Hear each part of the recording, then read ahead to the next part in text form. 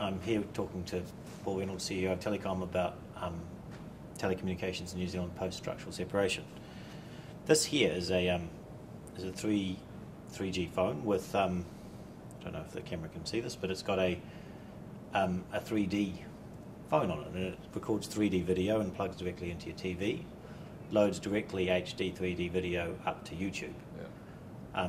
It's built by the Koreans, who are building increasingly astonishing devices such as this, and they, to operate in terms of, to be useful in the way they're intended, they do actually need fast broadband. They need very fast broadband, and a device like this is perfect for taking pictures of a grandchild's birthday in 3D, and then putting them on YouTube and sharing them with their grandparents halfway across the world. But it's hard to do that in New Zealand at the moment. And I think that is partly why we may be seeing some of the companies which are involved in building some of this technology becoming increasingly interested in speeding up our progress in terms of speeding up our internet, because without fast internet, how are they going to sell us these technologies? And the TV and phone and handset and gadget markets are billion-dollar markets even in this country.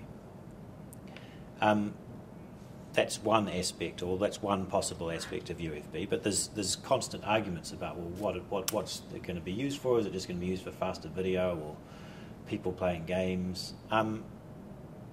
What do you think? What are you expecting UFB to be used for? Look, I think telecommunications is getting ever deeper into supporting people's lifestyles and supporting businesses. It's a trend that's been going on for 100 years. You dialed up the phone occasionally, you dialed up the phone a lot. We get into the internet, we get into data, we get into applications running. People buy iPhones and Android phones and download applications. The change is inexorable. We used to have it in our house and maybe the office, and then now we have it in the batch, and we want to have it while we're driving down the road. We want to have it in rural. We want to have ultra-fast broadband in rural as well as in urban. The progress, you've got to see it in context of history. The progress is enormous and speeding up. There's absolutely no question that whether you're a consumer or whether you're a business, you're going to raise your requirement on bandwidth and networks. So mobile networks and fixed networks will continue to speed up. I suppose the challenge that we all face is finding the investment for that infrastructure, because generally speaking, we don't want to pay more for it. In fact, we want to pay less. The total telecommunications market in New Zealand is flat or slightly shrinking, but yet the requirement for investment in infrastructure is increasing. As I've said, Telecom has invested between 4 and 5 billion in the last 4 years alone, which is double the rate of the industry worldwide. But yet revenues for Telecom and the rest of the industry in New Zealand is flat. So the challenge we face is the suppliers of fundamental infrastructure, the network companies, Chorus being a big part of that in the separated future, and the applications and service providers like Telecom and the device manufacturers finding a business model, where we can equitably share in the risk and the reward of building the future. And it comes in fits and starts at the moment.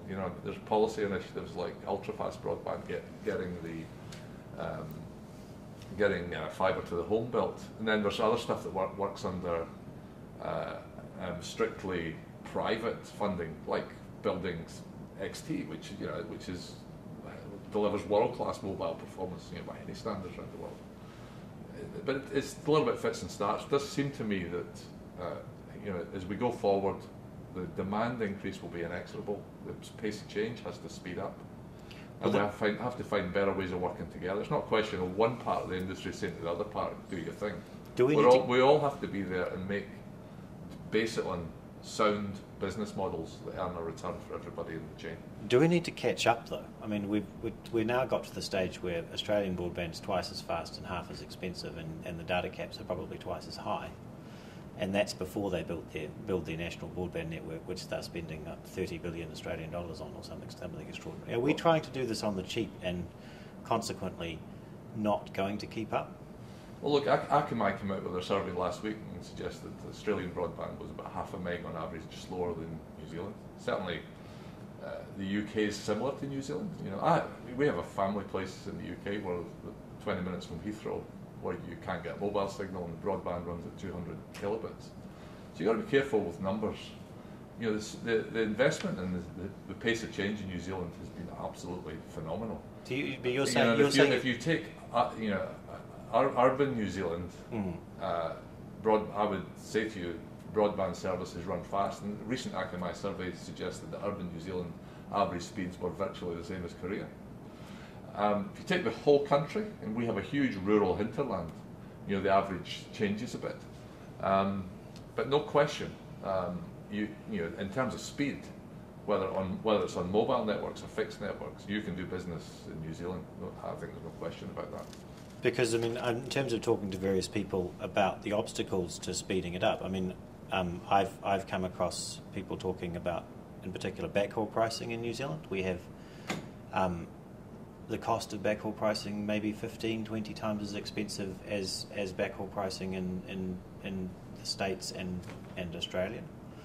This is just transit, Wellington, Auckland, Christchurch, Gisborne, and that's one of the obstacles to speeding up, or to pricing and to getting rid of data caps. And is that one of the constraints? In terms of data caps, look, the trend worldwide is, in fact, some countries have gone out with all you can eat, and you've found some carriers on the verge of bankruptcy because there's simply no return. And Netflix is taking all the benefits on what are huge investments. So in fact, the trend worldwide is to try and get sensible data caps in place.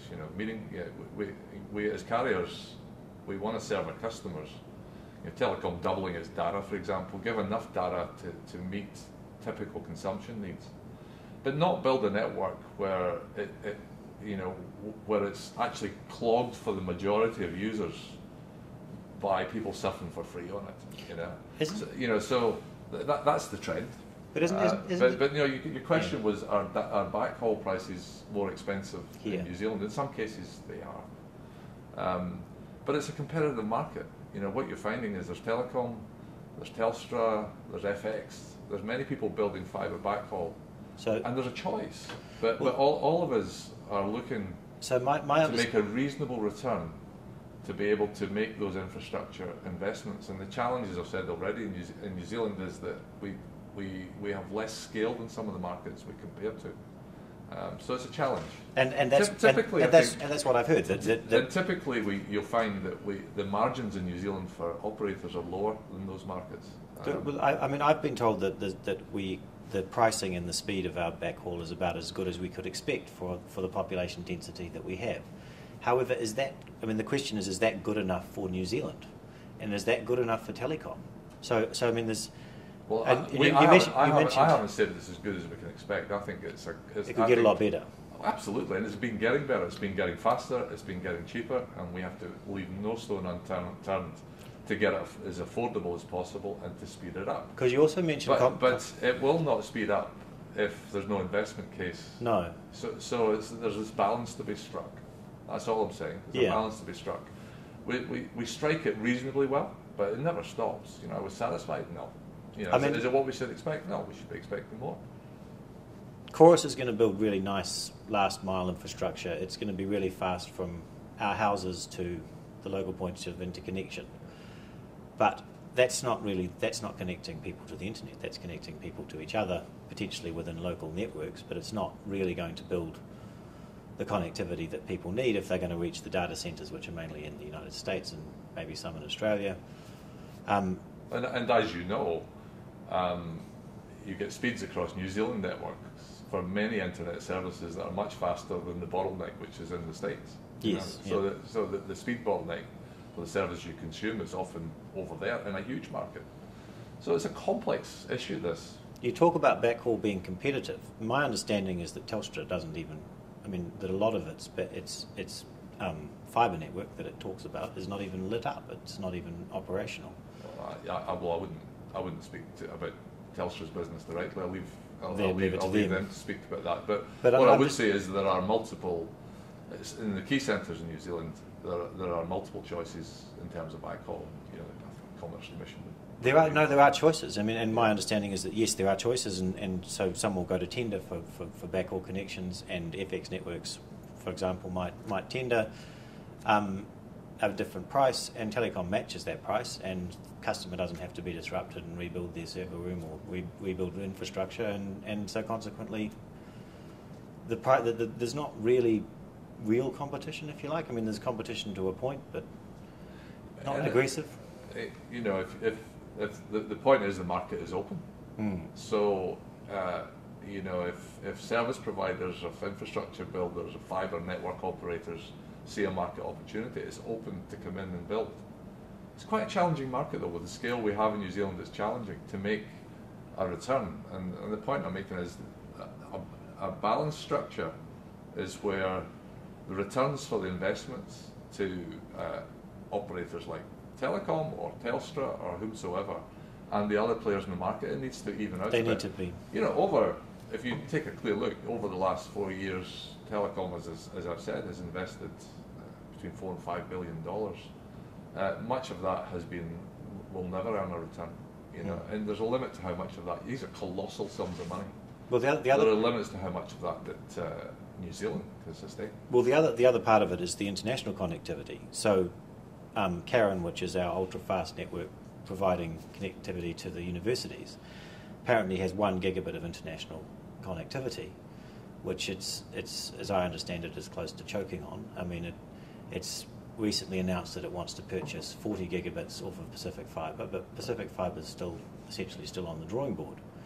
I mean, is there an issue in terms of pricing and speed and international connectivity as well?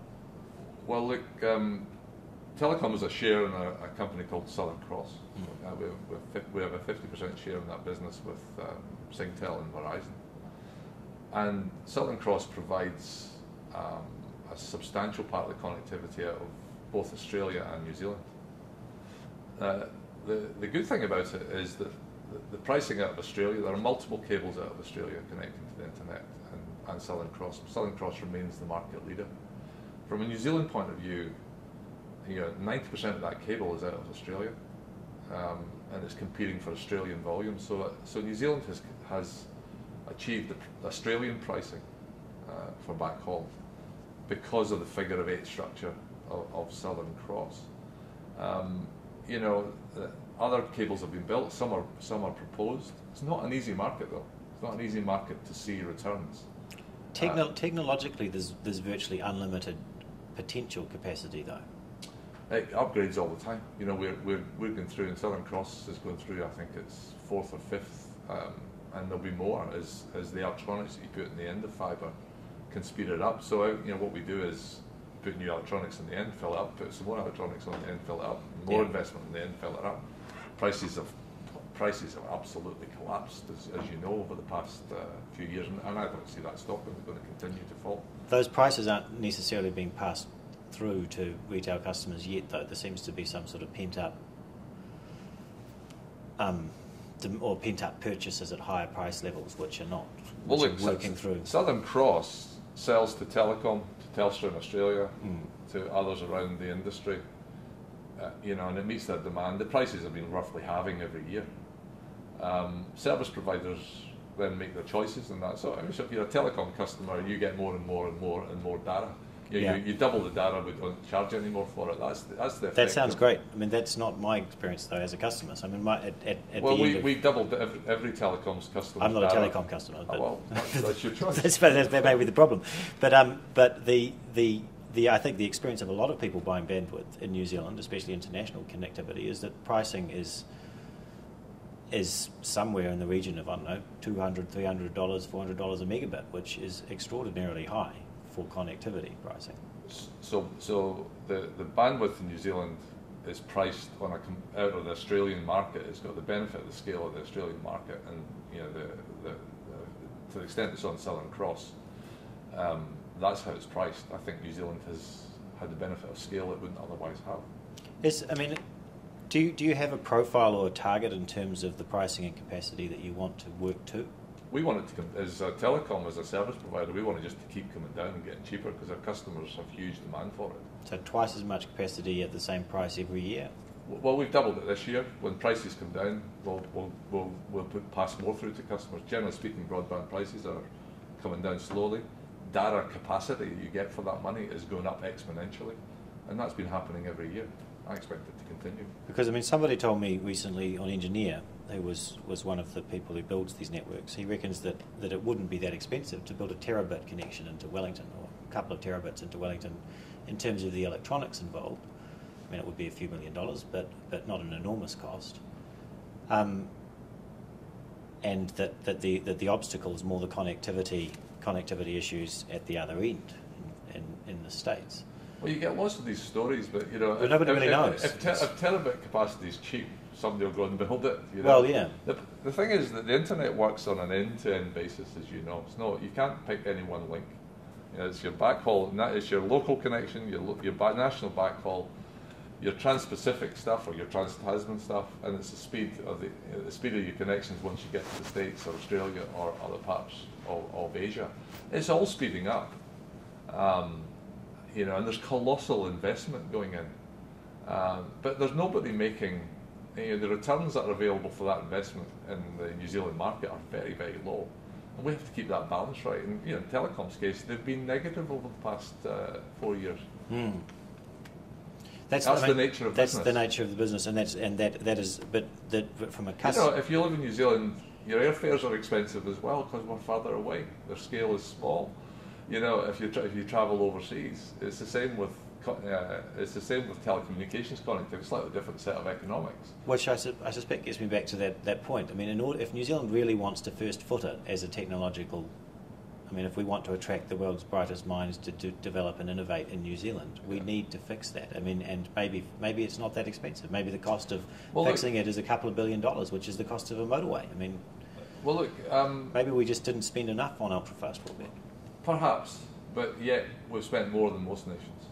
I don't know anybody in Europe that's, in a proportional sense, put up $1.5 billion for ultra-fast broadband from government. So there's no question that government in New Zealand has taken action, and and there's no question that the incumbent Telecom's responded to that opportunity by doing something no other telco in the world has done. To split itself so that we can deliver ultra-fast broadband as efficiently and cheaply as possible, in taking account the New Zealand context. So private-public partnerships come together here to do something extraordinary. But is it enough? There'll always be more, but I would suggest we get this stage going, and then we'll see what happens next. We'll see what happens next. Absolutely. And do we expect? As man did not get put in the moon. In 1 year. Yeah. But can we expect as customers to see sort of progressive and improvements in both pricing and quality of our connectivity in the next? Of course. So I was at lunch yesterday, and a colleague said to me, I see broadband speeds in Parnell have just trebled. Right. There's no extra charge for that. We've gone from 5 to 15. There's enormous investment behind making it happen. Because Chorus already has VDSL all over the country, which is currently almost unutilised. So the investments are taking place. The technologies have been brought to bear. Customers are getting higher data caps, faster speeds. The rate of change is pretty dramatic. We will always, though I think, want more. This is stuff that people want to consume. The issue is, how do we pay for it?